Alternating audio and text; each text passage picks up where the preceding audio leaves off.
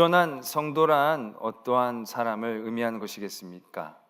우리가 생각하기에 온전한 성도는 하나도 흠이 없고 법과 율법을 잘 지키면서도 선하고 착하고 의로움도 많이 하고 그러한 사람으로 생각하기 쉽습니다. 그러나 세상에서 얘기하는 온전함과 온전한 성도에서의 요구되는 이 온전함은 같지 않습니다. 세상에서는 그런 하나도 부족함이 없고 다 채워지는 것을 온전함이라고 얘기하죠. 그래서 사람들은 완벽이라고 얘기할 때 음악도 잘하고 미술도 잘하고 공부도 잘하고 재물도 있고 여러 가지 것들 하나 부족한 게 없는 그러한 사람들을 온전하다, 완벽하다 얘기합니다. 그러나 성도는 다릅니다. 온전한 성도는요, 흠없고 티없고 그러한 사람을 얘기하는 것이 아니고요, 마음 안에 하나님이 온전히 계시면 그게 온전한 성도가 되는 겁니다. 성도에게 하나님께서 빛이 되라 말씀하십니다. 근데 그 빛이 되라고 하실 때에 그 빛이 되는 것은 세상 사람들이 그 스타처럼 자기가 어떤 능력을 갖고 자기가 어떤 영광을 받고 자기가 어떤 높아지는 것을 의미하는 게 아니죠. 성도에게 빛이 되라 라고 얘기했을 때 그 빛이 되는 현상은 자기가 빛이 되는 것이 아니고요, 예수 그리스도의 빛을 비추는 것을 의미한다는 것입니다. 더 쉽게 얘기하자면 자기가 빛나는 게 아니고요, 예수 그리스도의 빛을 반사할 수 있는 사람을 의미한다는 것이죠.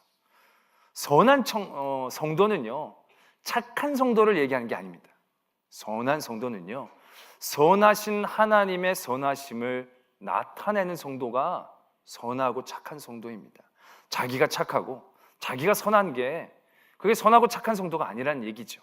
그 사람에게서 하나님의 선하심, 하나님의 착하심, 하나님의 의로우심이 나타나는 그러한 성도가 선한 성도가 되어진다는 겁니다. 세상의 개념하고요, 우리의 성도 앞에 붙여지는 개념은 사뭇 다르다는 것을 우리가 분명히 깨달아야 한다는 것이죠. 그걸 깨달아야 우리가 우리의 삶을 어떻게 바라보고 어떠한 삶의 틀 가운데서 사는 것이 옳은지를 분명히 알게 되어진다는 것입니다. 오늘 우리가 말씀으로 읽은 이 예수 그리스도의 한 일화는 우리가 자주 들었던 일화이지요. 한 부자 청년이 예수님께 찾아와서 얘기합니다. 영생을 얻으려면 어떻게 합니까? 예수님이 계명을 잘 지키면 되지. 그랬더니 이 청년이 얘기합니다. 저 이거 다 잘 지켰습니다. 이제 아직도 내게 부족한 것이 무엇입니까? 아직도 무엇이 내게 부족합니까?를 물어보게 됩니다. 그때 예수님이 오늘 읽은 말씀처럼 얘기하시죠. 네가 온전하고자 할진대 가서 내 소유를 팔아 가난한 자들에게 주라. 그리하면 하늘에서 보화가 내게 있으리라. 그리고 와서 나를 따르라. 이렇게 말씀하신다는 것이죠. 우리는 이 말씀 굉장히 받아들이기 쉽지 않습니다. 이거 누구에게도 말씀하셨을 때 선뜻 도전하기 쉽지 않은 거죠. 자기 있는 것들을 다 팔아가지고 그리고 예수님을 쫓는다는 거, 적지도 않은 재물을, 많은 재물이라고 적혀져 있는데 그걸 팔아서 예수 그리스도를 따라간다는 건 이 청년에게 너 하지 말라는 얘기와 비슷하게 우리가 여기게 될 때가 많이 있습니다. 그러나 이거는 이 청년에게 불가능한 것을 얘기한 게 아니다라는 거죠. 예수님은 이 청년에게 틀을 바꾸시기를 원하신다는 것입니다. 이 청년은요, 자기가 선해지고 그래서 영생을 얻는 방법에 대해서 알고 싶었죠. 그때 이 청년에게 관심이 가는 것은 자기 부족한 부분을 채우는 그것에서부터 시작했다는 겁니다. 내가 부족함을 채워서 내가 온전해지고 내가 완벽해져서 그래서 하나님의 나라에도 잘 들어가고 복도 받고 은혜도 받는 그러한 데 관심이 지금 이 청년은 집중되어 있다는 겁니다. 예수님은 그 청년의 관심을 바꾸기를 원하신다는 거죠. 너 다 가진 거 다 팔아서 다 나눠주고 예수님 따라오라 라는 얘기죠. 말씀은 그 뒤에 청년이 이런 반응을 보였다라고 적고 있습니다. 그 청년이 재물이 많음으로 이 말씀을 듣고 근심하며 갔다라고 적고 있습니다. 많은 사람들은 자기의 사는 삶 가운데 있어 부족함이 문제라고 생각합니다.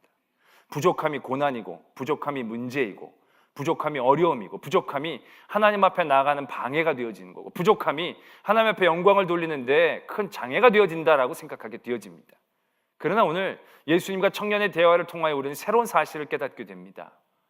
이 청년의 부족한 부분이 문제가 아니라 오히려 이 청년에게 있어 가장 심각한 문제는 그가 이미 많이 가지고 있는 그곳에 있다라는 것이죠. 그의 부족함 때문에 문제가 된 게 아니고요. 그는 그의 재물이 많은 문제로 인하여 예수 그리스도에게로 나가지 못하는, 예수 그리스도를 따라가지 못하는 큰 어려움을 만나게 되고 있다는 것을 오늘 우리가 보게 되어진다라는 것이죠. 바로 이겁니다. 우리의 삶 가운데에서 하나님 앞에 온전함이라는 거, 그건 우리의 부족함을 채우는 데 있지 않습니다. 부족함이 우리의 발목을 잡고 있는 게 아니다라는 걸 우리는 분명히 깨달아야 합니다. 그럼에도 불구하고 우리는 늘 부족함이 나를 묶고 나를 올가매고 나를 짓누른다고 생각하면서 하나님의 일들을 제대로 바라보려고 하지도 않습니다. 정작 우리가 바라봐야 할 것은 우리의 부족함이 아니라 우리가 많이 갖고 있는 그곳에 있다라는 것이죠. 이 이후에도 얘기가 계속되어지죠. 제자들이 묻습니다. 예수님께서 부자가 천국에 들어가기 어렵다. 그랬더니 제자들이 묻죠.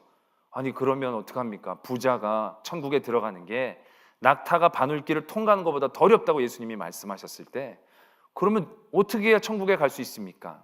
라고 얘기했을 때 예수님이 답을 얘기하시죠. 사람으로는 할 수 없으되 하나님은 다 할 수 있다. 이것입니다. 부자가 천국에 못 들어간다는 얘기를 하시는 게 아닙니다. 부자가 천국에 들어가는 게 낙타가 바늘길을 통과하는 것보다 더 어렵다고 얘기하시는 건 부자라서 못 들어간다는 얘기가 아닙니다. 그러면 가난한 사람들은 잘 들어간다는 얘기냐? 그것도 아니다라는 겁니다. 솔직히 부자이냐 부자가 아니냐, 가난한 사람이냐 가난한 사람이 아니냐, 지혜가 많은 사람이냐 지혜가 없는 사람이냐, 세상적으로 높은 사람이냐 낮은 사람이냐는 하나님의 나라에 들어갈 수 있느냐 없느냐와 크게 관계 있는 상황이 아니다라는 거죠. 그 사람이 어떠한지에 따라 하나님의 나라에 들어갈 수 있는 게 아니거든요. 하나님만이 하실 수 있는 것이거든요. 이 일화의 처음의 시작을 우리가 눈여겨볼 필요가 있습니다. 이 사람은 이렇게 묻죠. 선생님이요, 내가 무슨 선한 일을 해야 영생을 얻을 수 있습니까? 이 젊은이는 이렇게 묻습니다. 내가 무엇을, 어떠한 부족한 부분을 채워서 내가 온전해져야 내가 영생을 얻을 수 있겠습니까? 이러한 관점이죠. 예수님이 대답하시지 않습니까? 어찌하여 선한 일을 내게 묻느냐? 선한 이는 오직 한 분이시니라. 이게 예수님의 답입니다. 있는 거 다 팔아가지고 와야만 된다는 얘기가 아닙니다. 있는 거 다 팔아서 나눠준다 할지라도 거기에 선하신 하나님이 나타나시지 않는다면 그건 큰 의미가 없는 것입니다. 부자가 천국에 들어갈 수 있느냐 없느냐라는 질문은 마치 뭐라고 얘기할까요? 제주도 사람은 장가갈 수 있습니까 없습니까를 묻는 것처럼 하등 상관이 없는, 제가 제주도 사람 분들을 내가 어떻게 하려는 게 아니라 그런 전혀 관계없는 얘기다라는 것을 얘기하는 겁니다. 장가가고 시집가는데 경상도, 전라도, 강원도 이런 게 뭐가 의미가 있겠습니까? 아무런 의미가 없는 것처럼 사람에게 있어서의 어떤 이유는 하나님의 나라에 들어갈 수 있느냐 없느냐, 온전하냐 온전하지 않느냐, 의로우냐 의롭지 않느냐 하나님 앞에서, 거기에 별로 중요한 조건이 아니다라는 것을 분명히 말씀하고 계신다는 것이죠. 그럼에도 불구하고 우리는 늘 이 세상의 관점 가운데에 물들어서 우리의 부족함이 우리의 발목을 늘 잡고 있다라고 생각합니다. 아이들을 기를 때도요, 아이들이 다 잘해도요, 잘하는 건 잘 안 보여요. 못하는 것만 눈에 보여서 그 못하는 것이 우리의 자식의 발목을 잡고 있다라고 생각하는 거예요. 다 잘하는데 수학을 못해. 그럼 수학 엄청 과외를 막 시켜요. 왜? 수학이 우리 자식의 길을 막을까 봐. 그러나 여러분, 과연 수학 못한다고 자식의 길이 얼마나 막히겠느냐라는 거죠. 수학 잘하면 길이 얼마나 형통하게 열리겠냐는 거죠. 목사님 수학 잘하고 영어 잘하면 다 공부 잘하고 그 모든 것들이 얼마나 하나님의 영광을 높이는데 중요한 역할을 할 수 있겠냐는 거죠. 부족한 거 채우는 거. 제가 보면요, 부족한 건 아무리 채워봐야 여전히 부족할 때가 많이 있더라고요. 하나님은요, 그런 부족함을 채워 나가며 하나님의 일 가운데 쓰임받기를 원하시지 않습니다. 하나님의 사람들은요, 다 어떠한 부족함이 이유가 돼서 하나님 앞에 쓰임받지 않고 버림받고 그런 경우가 하나도 없다는 겁니다. 아브라함을 하나님이 부르셨습니다. 아브라함이 뭘 잘했습니까? 뭘 못했습니까? 그건 전혀 알 수가 없습니다. 아브라함 그냥 하나님이 택하시고 부르신 겁니다. 물론 아브라함의 부족한 부분이 하나 있었습니다. 바로 뭐냐 하면 자식이 없다는 거죠. 근데 자식이 없다는 건 그 당시 삶의 자리에서 세상 사람들의 기준 가운데의 부족함이지, 하나님이 아브라함을 부르신 이유가 거기에 있지 않다는 거지요. 오히려 나중에 아브라함이 아들을 갖습니다. 근데 그 아들이 아브라함의 문제가 되어지기 시작합니다. 첫 번째로 낳은 이스마엘이라는 아들 때문에 여러 가지 곤란한 문제들을 이 아브라함이 겪게 되지요. 또 나중에 이삭이라는 야곱의 이 약속의 아들을 얻습니다. 그런데 이 이삭이 결국에는 이 아브라함에게 있어서의 마지막 시험거리가 되고 있다는 것. 없는 게 문제가 아니라 오히려 있는 데서부터 문제가 시작된다는 것을 분명히 하고 있다는 거죠. 야곱도 그렇습니다. 이삭이 에서와 야곱을 낳는데 에서가 첫째입니다. 야곱은 둘째입니다. 그 당시 세상적인 분위기에서 첫째가 모든 것을 누립니다. 둘째는 아무런 의미가 없습니다. 그래서 이 야곱은 장자권도 없고 축복권도 없었습니다. 그런데 하나님이 야곱을 사랑한 게 형에게서 장자권도 사고 축복권도 산 다음에 하나님이 야곱을 사랑하셨느냐? 그게 아닙니다. 하나님은 뱃속에서부터 야곱을 사랑하셨다라고 말씀은 적고 있습니다. 오히려 야곱이 그가 없다라고 생각하고 그 부족한 부분을 채우기 위해 장자권도 속여서 사고 축복권도 속여서 얻게 되어지는 그 순간부터 야곱의 삶은 꼬이기 시작하는 겁니다. 없어서 못한 게 아니라요, 그가 없는 것들을 채우려고 하는 것들 때문에 그 체험에서부터 그의 삶이 꼬여지기 시작한다라는 것을 우리는 분명히 보게 되어진다라는 것이죠. 여러분들의 진짜 문제는 무엇입니까? 여러분들이 진짜 하지 못하는 이유는 무엇이겠습니까? 나는 건강이 없어서요, 나는 물질이 없어서요, 나는 백이 없어서요, 나는 배경이 없어서, 나는 여러 가지 학력이 없어서요. 우리는 늘 부족한 것에 매여서 우리가 무엇을 못한다라고 생각한다는 것이죠. 그러나 하나님의 많은 일들은요, 그러한 부족한 사람들을 통하여 이루어지고 있다는 것입니다. 그 부족함의 이유가 하나님의 일을 하는데 아무런 사유가 되어지지 못한다는 것이죠. 아들이 없는 아브라함이 아들이 없는 것 때문에 하나님의 영광을 돌리지 못했느냐? 그거 아닙니다. 야곱이 첫째가 아니었기 때문에 하나님 앞에 영광을 돌리지 못했느냐? 그거 아닙니다. 모세가 말을 못했는데 말을 못하는 것 때문에 하나님의 말씀을 제대로 전하지 못했느냐? 아닙니다. 많은 사람들이 다 부족함에 있었지만 하나님은 그 부족함을 탓하시거나 그 부족함에서 짠의 기름을 얻으시려는 분이 아니다라는 것입니다. 시편 23편에 보면 우리가 잘 아는 고백이 있습니다. 여호와는 나의 목자시니 내가 부족함이 없겠다라는 그런 고백이죠. 우리가 참으로 기다리고 바라는 그러한 고백입니다.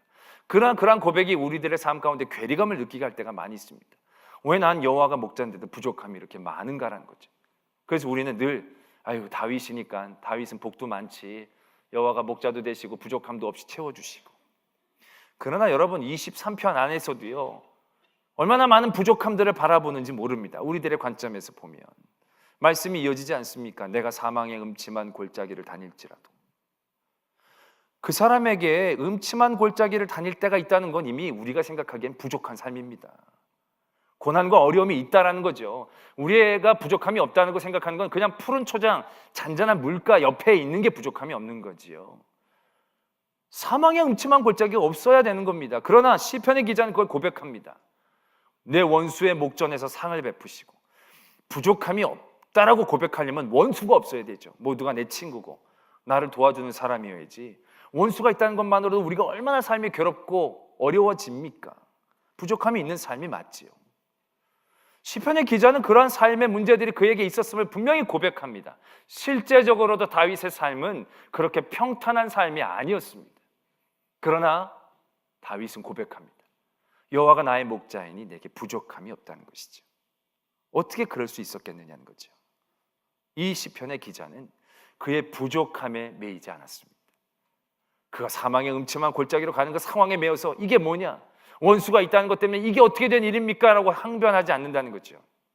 그에게 오히려 있는 그곳에서부터 시작합니다. 그가 누리고 있는 것들을 바라본다는 것이죠. 내가 사망의 음침한 골짜기로 다닐지라도 해를 두려워하지 않는 것은 주의 지팡이와 막대기가 나를 안위하시기 때문이다라는 거죠.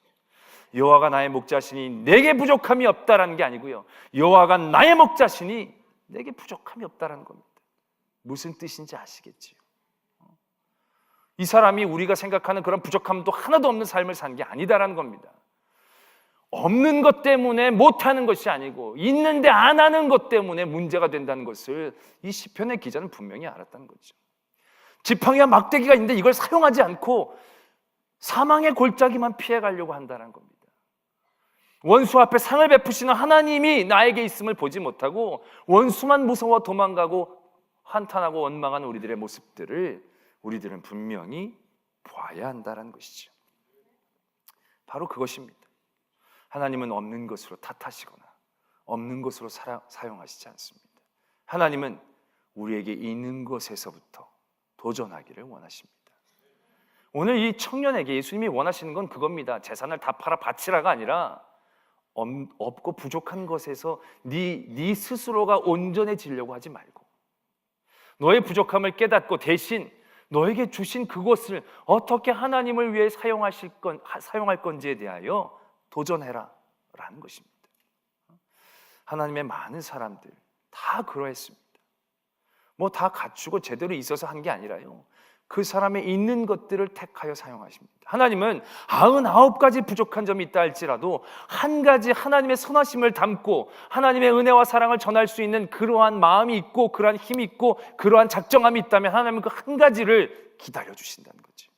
그 한 가지를 붙잡아 주시고 그 한 가지를 들어 사용해 주신다라는 것입니다. 아까도 말씀을 드렸지만 신약의 모든 사람, 구약의 모든 사람 통틀어서 완벽한 사람은 하나님 앞에 아무도 없습니다. 아브라함도 그랬고요. 노아도 완벽하지 않았습니다.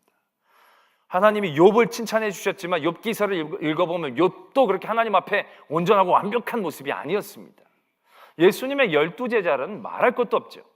사도 바울도 마찬가지입니다. 여러분들은 사도 바울 선생님이 여러분들의 담임 목사였으면 참 좋겠죠. 그 위대한 바울 선생님이 우리의 담임 목사님이셨으면 얼마나 좋을까라고 생각하실 수 있겠지만 여러분은 안 그렇습니다. 만약 바울 선생님이 여러분들의 담임 목사님이었더라면 여러분들은 제 생각 많이 났을 겁니다. 성경에도 보면 바울 선생님 설교 듣다 졸다 떨어져 죽은 사람도 있어요. 물론 다시 살아났지만 설교 엄청 길게 하십니다. 그 굉장히 무섭고 단호하게 얘기합니다. 장로교에서도요, 켈빈 선생님이 가장 유명합니다. 가장 훌륭한 위대한 스승이죠. 켈빈도요, 목회하는 데서 쫓겨난 적이 있습니다. 완벽한 사람이 없다는 거죠. 그러나 하나님은 그 부족함으로 사용하시거나 탓하시지 않습니다. 그에게 있는 것, 그가 가지고 있는 그것, 하나님이 그에게 주신 그것에서부터 시작하고 있다는 것을 분명히 알아야 합니다. 예수님 또한 그러하셨습니다. 예수님은 하나님의 아들이 인간의 몸을 입고 이 땅에 태어나셨죠. 부족한 것 투성이었습니다. 그런데 예수님이 어떻게 사역을 하십니까? 그 부족한 것 투성이를 하나하나씩 신적인 능력으로 채워가면서 사람들에게 우와, 저분들은 다 가지시고 완벽하신 그런 하나님의 아들이시구나라는 것을 보여주시면서 예수님이 사역하신 게 아닙니다. 부족한 건 부족한 것 그대로 두십니다. 배고프면 배고픈 대로, 피곤하면 피곤한 대로, 사람들에게 배신당하면 배신당한 대로 그대로 두십니다. 그러나 그가 여전히 가지고 있는 그것에서부터 하나님의 일을 시작하십니다. 유한한 인간의 몸을 입고 이 땅에 내려오신 예수 그리스도가 그 유한한 인간의 몸에 살 수 있는, 여전히 가지고 있는 그 한 가지로 하나님의 일들을 도전하고 계신다는 것이죠. 그것이 무엇입니까? 생명이라는 겁니다. 생명. 매맞으셨지만 매맞는 것에서 도망치려고 하지 않으셨습니다. 조롱당했지만 조롱당한 것에서 그들을 갚아주려고 하지 않으셨습니다. 여전히 부족한 것이 예수 그리스도의 발목을 수없이 잡고 있었지만 예수님이 하나님의 영광을 위하여 사용하였던 것은 그에게 남아있는 목숨 그것으로 하나님의 일들을 감당하셨다는 것을 우리는 분명히 기억해야 합니다. 하나님은 못하시는 것, 예수님은 못하시는 건 안 하셨습니다. 그러나 안 하시는 것은 없게 하셨습니다. 이것이 오늘 예수께서 우리에게 주시는 귀한 깨달음과 도전이 되어진다는 것이지. 우리는 그러한 틀을 가져야 합니다. 하나님 앞에서의 온전함, 하나님 앞에서 영광을 돌린다는 것, 하나님을 기쁘시게 해드린다는 것, 그것은 세상의 그것과 같지 않습니다. 우리는 늘 내가 연약하고 내가 없고 내가 무식하고 내가 실패하면 하나님의 영광을 가린다고 생각하지요. 그러나 여러분 그렇지 않습니다.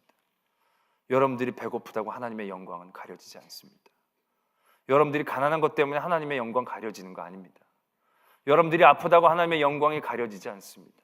여러분들이 매맞고 조롱당하고 멸시당한다고 하나님의 영광이 가려지는 게 절대 아닙니다. 하나님의 영광은 우리의 부족함과 없음 때문에 가려지는 그 정도의 영광이 아니다라는 것입니다. 많은 수천 년의 기독교의 역사를 통하여 성도들은 매맞았습니다. 배고팠습니다. 도망하고 유리당했습니다. 많은 조롱과 멸시를 당했습니다. 그러나 하나님의 영광이 가려진 게 아닙니다. 하나님은 영광 받으셨습니다. 배고픈 성도들, 실패하고 쫓겨가는 성도들, 그러나 그들은 그들의 삶의 자리에서 그들이 할 수 있는 그곳에서 그 자리에서 안 하지 않고 없는 것을 탓하는 것이 아니라 그들에게 남아있는 추후에 있는 것까지도 하나님을 위하여 사용하려고 했을 때 하나님의 영광은 나타나게 되어진 겁니다. 오히려 교인이 배부른 게 문제입니다. 교인이 성공한 게 문제입니다. 우리가 높아지고 많아지고 세진 게 문제였습니다. 많은 중세의 교회가 힘을 가져서 문제였습니다. 돈을 많이 가져서 문제였습니다. 십자군을 만들어서 문제가 더 많이 생겼던 것이지, 우리가 없고 굶주리고 매맞고 멸시당하고 학대당하고 순교당하는 게 문제가 아니었다는 것을 우리가 분명히 깨달아야 한다는 것이죠. 우리의 삶을 그렇게 바라봐야 합니다. 우리는 우리의 삶이 하나님 앞에 영광을 돌리기 위해서 어떻게 합니까를 하나님 앞에 말할 때 늘 우리 부족한 것들을 탓합니다. 못하는 건 하나님이 문제 삼지 않습니다. 그러나 안 하는 건 문제가 되어집니다. 못하는 걸 억지로 채워서 하려고 시키시는 하나님이 아닙니다. 그러나 있는데도 안 하는 것, 그것이 우리의 문제이다라는 거죠. 때문에 우리의 삶은 거기에서부터 도전되어져야 합니다. 하나님은 여러분들에게 너무 많은 것, 완벽한 것, 그런 걸 요구하시는 하나님이 아니십니다. 제가 전에 있던 교회에 같이 사역한 목사님이 계셨습니다. 이 목사님은 설교를 굉장히 뜨겁게는 하시는데 이게 별로 기승전결이 잘 안 맞아요. 3,000포씩 설교가 많습니다. 제가 3,000포에 계신 분들을 뭐라고 하는 게 아니고 이렇게 설교가 이렇게 가가지고 애매해지는 그런 경우가 많아요. 그래서 내가 늘 설교를 들으면서도 아슬아슬한 거예요. 내가 동역자로서 아유 참 저렇게 끝내시면 안 되는데 막 그런 생각을 가질 때가 있었어요. 근데 희한한 건요, 이 사람들하고 교인들하고 이렇게 다녀보면서 얘기를 해보잖아요. 그러면 그 목사님 설교에 은혜를 받았다는 분들을 많이 만나는 거예요. 나로서는 굉장히 자존심도 상하고 좀 그런 부분이었다는 거죠. 가만히 생각해봤어요. 왜 그런가? 그분은요, 뭐 그런 거 별 신경을 안 써요. 은혜 받았다는 사람들의 말은요 딱 하나예요. 하나님 사랑을 알았다는 거죠. 하나님 전하는 걸 자기가 느꼈다는 거죠. 은혜가 있다라는 거죠. 제가 그때 굉장한 도전을 받았습니다. 저는요 요감 먹는 설교를 준비할 때가 많았다는 거죠. 이렇게 잘 짜여져서 사람들이 책 잡지 않을 그런 것들을 바라본 거예요. 보다도 완벽하게 짜여져 가지고 미끈하게 쫙 빼내는 그냥 설교를 하려고 할 때가 많았어요. 그러다 보니까 정작 나는 요감 먹는 설교를 했지만 하나님은 나타나시지 않을 때가 많았더라고요.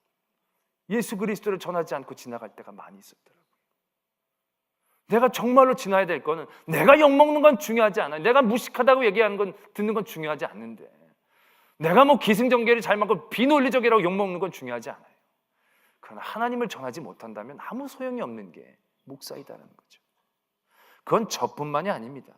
여러분들 모두에게 해당되어지는 사항이다라는 거죠. 여러분들이 완벽하고 능력 있고 높고 많고 세고 그게 여러분들에게 무슨 의미가 있겠느냐라는 것이죠.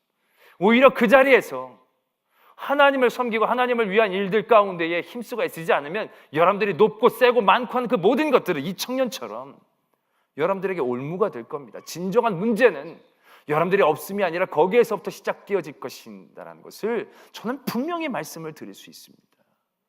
여러분들이 많이 가지고 하나님에게 얻은 그것에서 여러분들이 하지 않으려고 하는 것이 얼마나 무서운 일인가를 깨달아야 한다는 것이죠. 여러분들 힘없고 실패하고 눈물 나고 억울하고 그런 많은 삶의 자리에 많은 사람들 앞에 부끄러워서 믿는다라고 얘기도 제대로 못하는 그러한 분들 계십니까? 전혀 걱정하지 마십시오. 많은 세상 가운데에서 가장 밑에서 굶주리고 헐벗던 하나님의 사람들이 하나님의 일들을 해냈습니다. 핍박받고 쫓겨다녔던 사람들이 그 나라를 이끌었습니다. 많이 가져서가 아니었습니다. 그들은 못하는 것 투성이었지만 못하는 것들 가운데에서도 그가 할 수 있는 그것에 집중할 수 있었습니다.